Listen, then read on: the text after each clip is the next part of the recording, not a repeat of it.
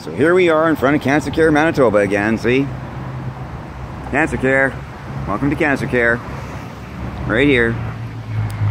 So, here's the box that was supposedly disabled last week. Oh, look at this. Lo and behold.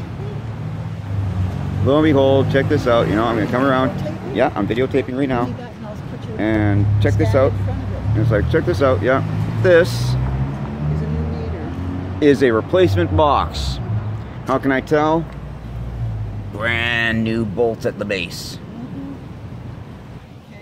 So they put a refurb box here. Don't turn it off. Let No? me record Okay. you saying these things. So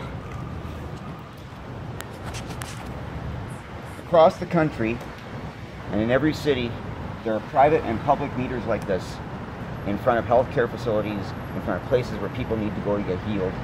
Instead, what's happening? We're getting the last few dollars we have out of the rest of our lives that's been taken already. We've lost everything.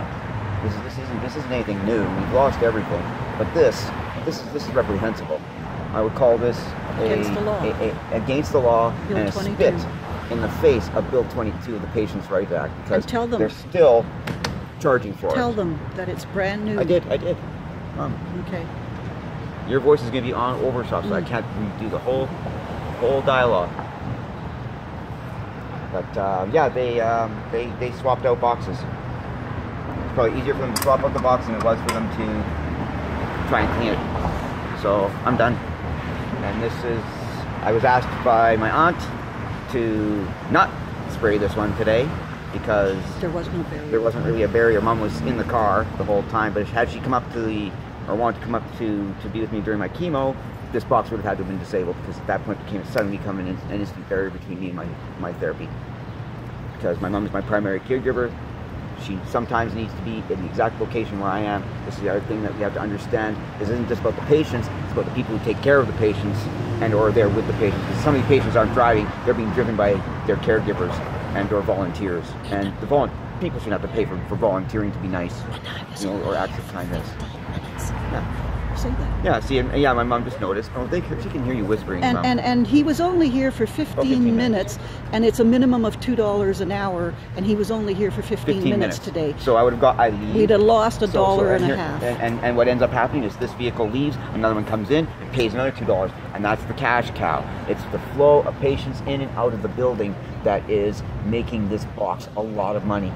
Now here's the thing, if this is going on across the city, where are the tens of thousands and possibly hundreds of thousands of dollars each day that these things are making? Where is that money? I don't see it anywhere. I still see damaged roads. I still see deficit problems and people talking about budget problems, and yet these things here are making, like I said, this is a cash cow. And Impark, private ones, same thing. They're doing the same thing that this is doing. This is absolutely illegal. They've actually got their boxes under guard and protection inside a medical facility in order to extort money from the people, the patients going in to utilize that medical facility. And that's a $5 charge. And that's a $5 charge, yeah. Not the $2 charge minimum, it's a $5 minimum charge. And they made so much money off of that, they're building an extension. That just tells you how greedy these corporate people are. That means that there's more patients that are going to be able to come in. They're going to say, oh, it's a great, more space for people. No, it's not about more space for people. It's more money generated for the company that's extorting the money from the patients. And thank you very much for your time. Ladies and gentlemen, hopefully after this is cut up and put together something nice.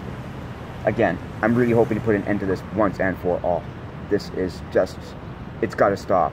My aunt suggested I make an audience or ask for an audience at the next City Hall for when they have their commerce meeting, and that I have my right to sit and talk to council at City Council and express my opinion. And at this point in time, that could be also the time when we might actually institute a change or escalate it to the next level. There are some that are now talking that because of the way that the city is and the way they are across the country, this might have to go to the federal level, which means Supreme Court of Canada would have to put a ruling on this in order to make the change across the board, which would be really nice. There are people who got their fingers crossed that this is the beginning of the end of extortion on the sick and the dying.